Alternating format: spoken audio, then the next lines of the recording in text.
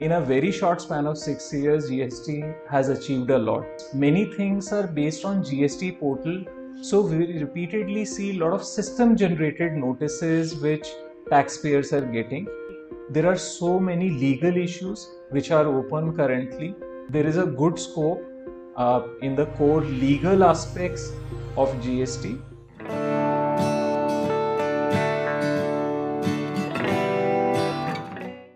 A very warm welcome to all of you to episode 2 of NITYA podcast. In episode 1 of our NITYA podcast, we hosted Mr. Dharmendra Kumar Rana, who lent his views on unveiling litigation landscape in India. In episode 2 today, we have with us Mr. Puneet Bansal. Mr. Puneet Bansal is our managing partner. He is a qualified advocate and a CA by profession, and he has over 20 years of experience in both advisory and litigation roles in India. A very warm welcome to you, Puneet. Yeah, thank you, Srishti. So before we start on with the first question, so see, today we are standing at the almost the brink of 6 years of GST, and on this occasion, who better than you to be able to lend us your views on the introduction of GST? Puneet, as I just mentioned, that you have over 20 years of experience in this field. Having 20 years of experience means you have yourself witnessed the growth and decline of a number of IDT laws. So, Puneet, when GST was introduced to India, there was a certain vision behind it. The vision was that the cascading of taxes should be reduced and there should be a free flow of ITC. So, over a period of 6 years, I want to know how do you think that GST has fared against these expectations and how do you see it as of today? So, yeah, 6 years have indeed passed, and it seems GST was introduced yesterday only. So, when I started my career in '99, we used to have a ModVat credit regime, and I still remember there used to be a concept of defacement of invoices. So, every credit you have to take, you will go to your superintendent along with the invoice, and he will mark it defaced that this is a document on which we have taken credit. Then in 2000, Senvat credit regime was introduced. Then mid of 2000, service tax regime got widened. 2012, we have negative list regime, and now we have GST. So, having seen so many facets of indirect taxes, in my view, in a very short span of 6 years, GST has achieved a lot. So, I'm not saying that we are still at the optimal point, but yes, few things which I consider to be the biggest achievements of GST are: one, to a great extent, it has minimized or reduced the cascading effect of taxes. There used to be multiple taxes pre-GST regime, be it CST, be it entry tax, be it number of cesses, etc., which no longer exist. So they no longer make it a cost for the business.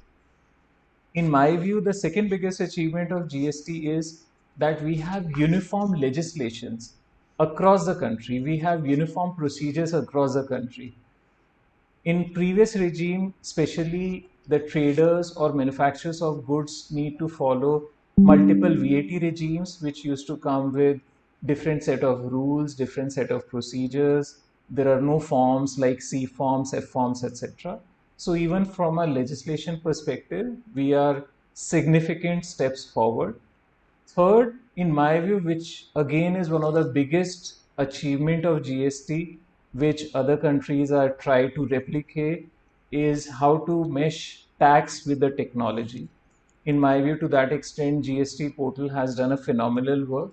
Yes, it indeed comes with initial set of challenges, but over a period of time, be it filing of returns, introduction of e-way bills, e-invoices, a lot of thing has been done on the GST portal side also, and the glitches and problems on the portals have significantly reduced.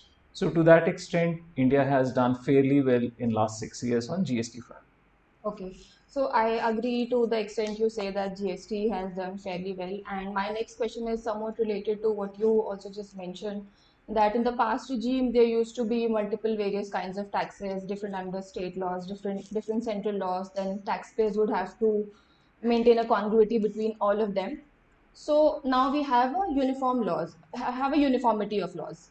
But a natural outcome of that is also the increased suspicion to which taxpayers have been subjected to, meaning meaning thereby multiple audits by various agencies. So, Puneet, the present day government has consistently boasted about its buy-in tax collections under GST. The number keeps increasing with every quarter.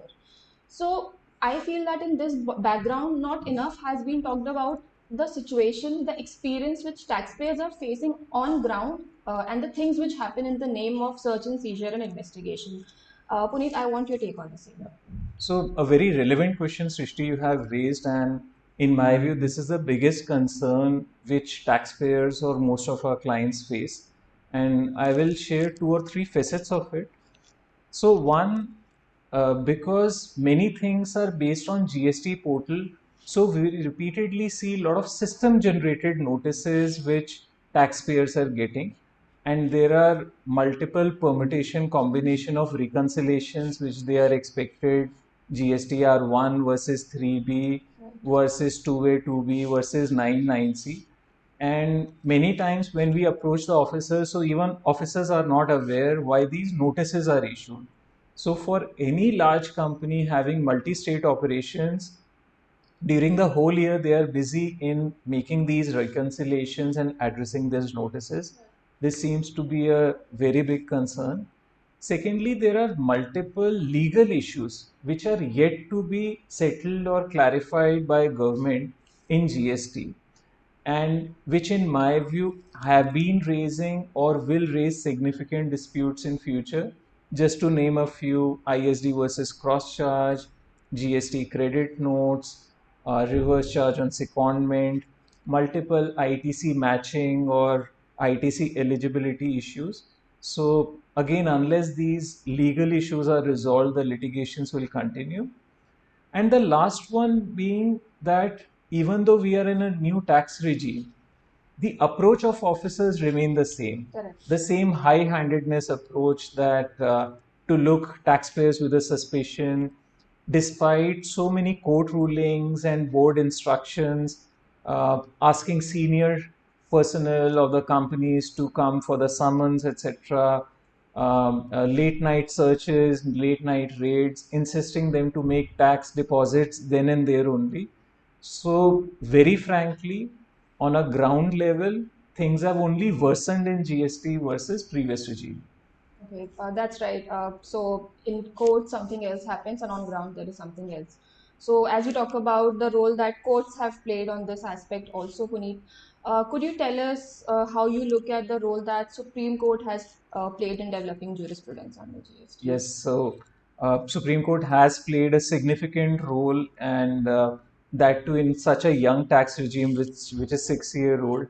There are few landmark rulings.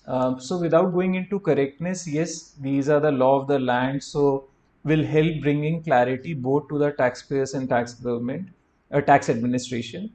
So starting with the levy of compensation cess, whether it's valid or not, that was challenged, which was set to rest. Then whether GSTR 1, GSTR 2A, 3B, the return character, that was challenged in Bharti Airtel, which Supreme Court pronounced. On transitional credit, there were so many issues which recently Supreme Court set it to the rest that even those forms can be filed till now. Even otherwise, there are multiple issues like on reverse charge, whether ocean freight, whether secondment, these should be subject to GST or not. So there are many Supreme Court rulings which have come on multiple topics, which in my view has significantly clarified the law, either in favor of taxpayers or otherwise. Right. Right, Puneet. We could also mention Philco trade, which put an end to such a level of dispute, so many petitions before the court regarding transitioning of credits. Anyhow, moving on to the next question. So, Puneet, one of the issues which we consistently face and which taxpayers consistently face is the floodgates of AAR authorities, rulings. So, Puneet, any tax position you wish to take, you can just Google up any ruling, and there is a n number of permutation and combination of positions which are available, which have been taken by different AARs and AAARs. Canteen rulings on canteen services just being a small example. So, Puneet, looking at the various diverse opinions which regularly AARs take, Do you think time is right for legislature to intervene on this aspect of AARs? Yeah. So again, a very valid point, Srishti, you have raised. And if we step back, the purpose of advanced ruling, and it used to exist in pre-GST regime, it used to exist in income tax laws also. It is to provide an alternate dispute resolution mechanism. Right. So when we say alternate dispute resolution mechanism, I meant that before taxpayer wants to do anything, or suppose taxpayer is doing anything, he wants to have a clarity whether he's liable to pay tax, whether he can claim exemption, credits, etc. or not. Once we treat it as an alternate dispute resolution mechanism, then the constituents of these bodies need to be very neutral. In my view, the main reason for GST becoming and likely to become a very litigious tax is because of the advanced ruling. Correct. Because from the day one, there are so many advanced rulings on diverse topics. One, the constitution of advanced ruling is there is a central and state level officer who is sitting. There is no neutral officer like judicial officer. Secondly, because of this constitution, every time the advanced ruling authority will be revenue biased, we see situations where on same issue, same taxpayer, if he approaches advanced ruling authority of different states, he gets a different answer. Correct. So in my view, if GST Council or governments wants to reduce litigation in GST regime, at first place they should close the advanced ruling mechanism only. Okay, so that is a rather rebellious suggestion on your behalf. Perhaps the government may consider. So, moving on with the next question, Puneet, as we are looking at the growth of GST at this stage, what do you think are going to be the next three big issues which are going to become pain points for taxpayers? And in case you have any suggestions to taxpayers on this. Right. So, Srishti, in my view, there are four, not three. So, starting with ITC. In my view, the main purpose of introduction of GST was smooth and seamless flow of credits, etc. So, firstly, the government should bring a mechanism in which the ITC aspects, be it eligibility, be it matching, there needs to be a clear way in which the recipient or buyer knows that his supplier has paid the taxes or not. So that's one of the best thing which GST Council and the governments can do. Secondly, there are so many legal issues which are open currently. So government should either change the legislations or they should issue clarifications as to what is their stand on this. Thirdly, GSTAT, which is GST Appellate Tribunal, that should be constituted on priority. Otherwise, all these litigations will keep lingering only.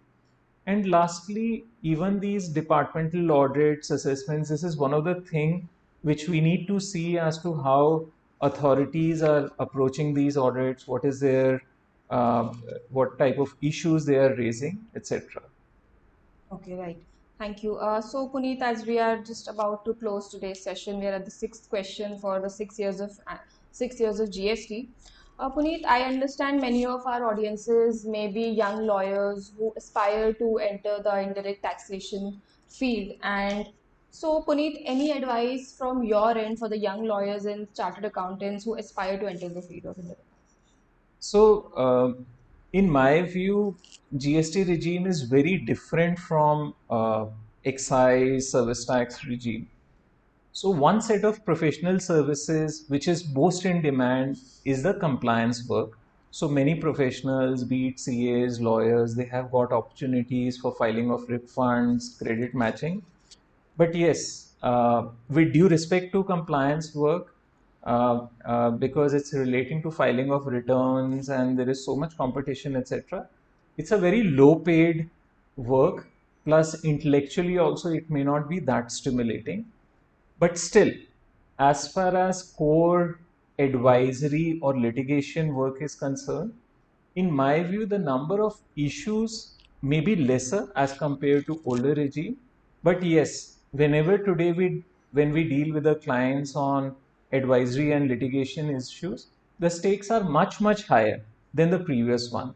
So I still believe that there is a good scope in the core legal aspects of GST, and I really encourage the youngsters to join this field.